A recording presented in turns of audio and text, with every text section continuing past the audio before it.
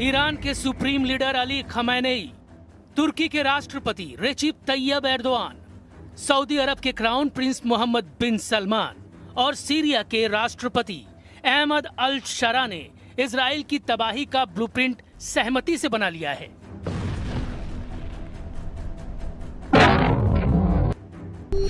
Israel के सबसे बड़े, सबसे कट्टर, सबसे ताकतवर दुश्मनों का ग्रुप बन गया है। ये सभी लीडर नेतन्याहू की टेंशन 100 गुना बढ़ाने जा रहे हैं। यानी अब हमास, हिजबुल्लाह, हुथी, शिया मिलिशिया जैसे लड़ाका ग्रुप नहीं, इजराइल को दुश्मन देश की सेनाओं से लोहा लेना पड़ सकता है।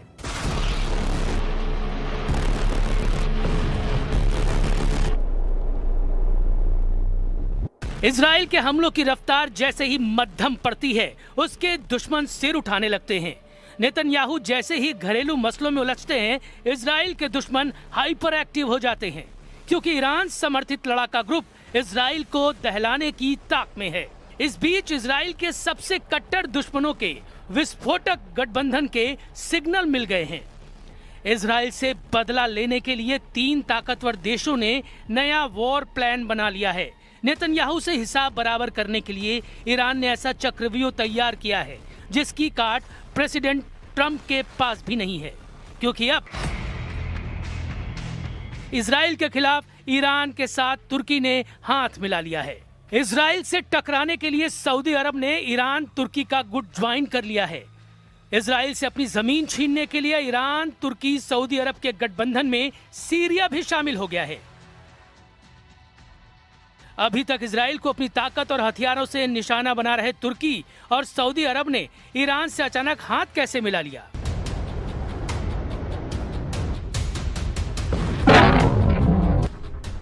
क्या एर्दोआन और प्रिंस सलमान में सब कुछ ठीक हो गया है? क्या मुस्लिम वर्ल्ड के खलीफा का मसला सुलझ गया है, या फिर इजराइल की किसी बड़ी तैयारी का पता उसके दुश्मनों को लगा है? खबर विस्फोटक है। खबर ने ट्रंप को अलर्ट कर दिया है। सुपर पावर ने इजराइल को बचाने के लिए मिशन भी शुरू कर दिया है, क्योंकि इजराइल बड़े संकट से सिर्फ कुछ दिन की दूरी पर है। उसे चौतरफा घेर कर सबक सिखाने का ऑपरेशन 4 हेडक्वार्टर से शुरू हो गया है। ईरान के विदेश मंत्रालय के प्रवक्ता इस्माइल बघाई ने इजराइल पर पश्चिम एशिया में युद्ध भड़काने के आरोप लगाए हैं। ईरान ने फिलिस्तीन, लेबनान और सीरिया में इजराइल के हमलों को एक तरफा युद्ध बताया है। ईरान ने दावा किया है इजराइल ने युद्ध समझौते की सभी शर्तों की धज्जियां उड़ा रखी हैं। اسرائیلی به هیچ وعده و قولی وفادار نیست. صرفاً از این فرصت استفاده کرده برای حملات بیشتر علیه لبنان، برای ترور شخصیت‌های لبنانی، برای کشتن شهروندان لبنانی. رژیم صهیونیستی ईरान अचानक ही हमलावर नहीं हुआ है। ईरान ने फुल प्रूफ प्लान बनाकर इजराइल को उकसाने वाले बयान देने शुरू किए हैं। ईरान ने इजराइल के साथ ही अमेरिका को भी ग्लोबल थ्रेट बता डाला है। نه تنها امنیت و ثبات کشورهای پیرامونی، بلکه توسعه و رفاه اقتصادی شهروندان اون کشور را هدف قرار داده.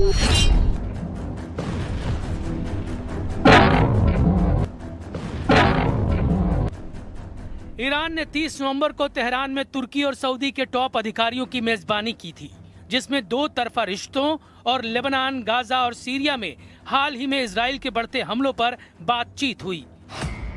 तुर्की के विदेश मंत्री हकन फिदान, ईरान के विदेश मंत्री अब्बास अरागची ने मुलाकात के बाद साझा प्रेस कॉन्फ्रेंस की। इसी दिन सऊदी अरब के राजनीतिक मामलों के डिप्टी विदेश मंत्री सऊद अल सती तेहरान ने अरागची से मुलाकात की थी। बैठक के बाद तुर्की और ईरान ने इजराइल को लेबनान और सीरिया में हमले बंद करने की चेतावनी जारी की।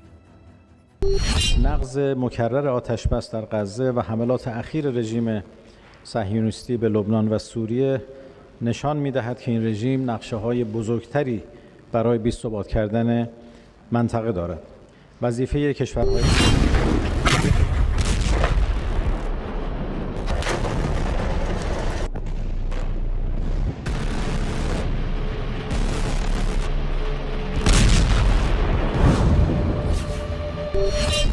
सऊदी अरब और ईरान ने आपसी रंजिश को बुलाकर 2023 से ही रिश्ते सामान्य करने शुरू कर दिए थे।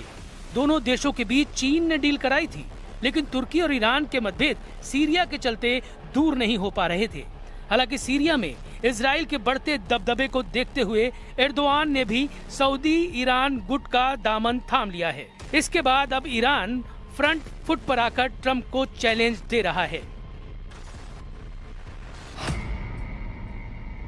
ईरान ने गाजा के लिए ट्रंप के यूएनएससी प्रस्ताव को खारिज कर दिया है, जिस पर सऊदी अरब ने तुर्की और कई दूसरे इलाकों के देशों के साथ साइन कर रखे हैं। ईरान ने फिर से दोहराया है कि वो हिजबुल्लाह का समर्थन करता रहेगा, साथ ही लड़ाका ग्रुप की सुरक्षा के लिए उसके हथियारों को जरूरी मानेगा। ईरानी मीडिया रिपोर्ट्स के मुताबिक इजराइल सीरिया में हमलों की रफ्तार बढ़ाने जा रहा है। नेतन्याहू मिलिट्री एक्शन का बहाना बनाकर सीरिया के बड़े हिस्से पर कंट्रोल चाहते हैं। पीएम नेतन्याहू ये बता चुके हैं कि सीरिया में इजराइल बफर जोन बनाएगा। बफर जोन कहां से कहां तक होगा, इसे उन्हीं से सुन लीजिए।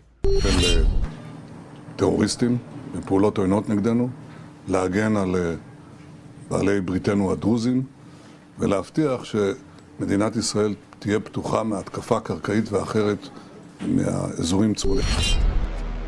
नेतन्याहू के लिए बफर जोन की अहमियत इसी से समझिए कि वो कई बार शेख पहाड़ का दौरा कर चुके हैं। सीरिया की ऊंची चोटी को इजराइल में माउंट हेरमोन कहा जाता है। सीरिया में शेख के पहाड़ पर पहुंचकर नेतन्याहू बताते हैं अपना सीरिया पर कब्जे वाला बड़ा प्लान। नेतन्याहू ने क्या बताया, उससे पहले सीरिया में इस शेख के पहाड़ के बारे में कुछ जान लीजिए। सीरिया में शेख का पहाड़ सीरिया और लेबनान के बीच में 150 किलोमीटर पर्वत श्रृंखला का हिस्सा है। उसका बड़ा हिस्सा सीरिया में है और इसकी सबसे ऊंची चोटी को ही शेख का पहाड़ कहा जाता है। इसकी ऊंचाई 2814 मीटर है। ये पर्वत श्रृंखला दक्षिण में सीरिया की गोलान की पहाड़ियों से मिलती है, जहां इस वक्त बड़े हिस्से पर इजराइल ने कब्जा किया हुआ है। नेतन्याहू की इन तस्वीरों को देखकर ईरान बहुत गुस्से में है। शेख के पहाड़ पर पहुंचे नेतन्याहू बता रहे हैं कि इजराइल अब इस चोटी पर लंबे वक्त तक कब्जा रखने के लिए तैयार है। शेख के पहाड़ पर बेन्यामिन नेतन्याहू के साथ इजराइल के रक्षा मंत्री इजराइल काट्स भी थे। इजरायली सेना के चीफ ऑफ स्टाफ हर्जी हवेली भी थे। खुफिया एजेंसी शिन बेत के चीफ रोनेन बार भी आए।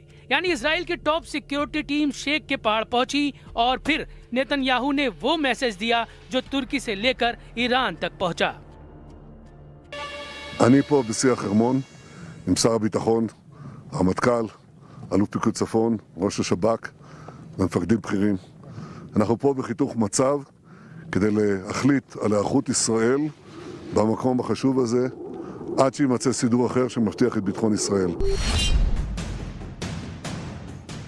सीरिया के इस पहाड़ पर इजराइल की टॉप सिक्योरिटी टीम का आना इसलिए मुमकिन हुआ क्योंकि राजधानी दमिश्क में जुलानी आ चुका है। अबू मोहम्मद अल जुलानी पर तुर्की के राष्ट्रपति का हाथ है। यही वजह है कि इस वक्त सीरिया ऐसा वॉर थिएटर बन चुका है। एर्दोआन की बड़ी ख्वाहिश है कि अखंड तुर्की बनाया जाए, सीरिया के उन इलाकों पर कब्जा किया जाए जो ओटोमन साम्राज्य के दौरान उनकी जद में रहे हैं।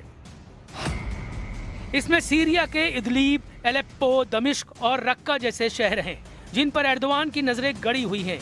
ये चारों शहर इस वक्त एर्दोआन के एजेंडे में हैं और लगता है कि सीरिया के इन शहरों के लिए तुर्की अब इजराइल के खिलाफ फिलिस्तीन वाला मोर्चा भी बंद करने के लिए तैयार है। इसमें कोई शक नहीं कि शेख के पहाड़ पर नेतन्याहू सैर करने नहीं पहुंचे थे। इजराइल को गोलान की पहाड़ों पर कब्जा हटाते ही सभी दुश्मनों से घिर जाने का खतरा है।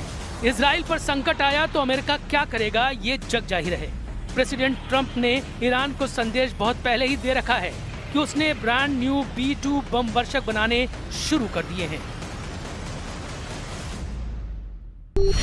And they did it in the dark of night with no moon, no light, no nothing.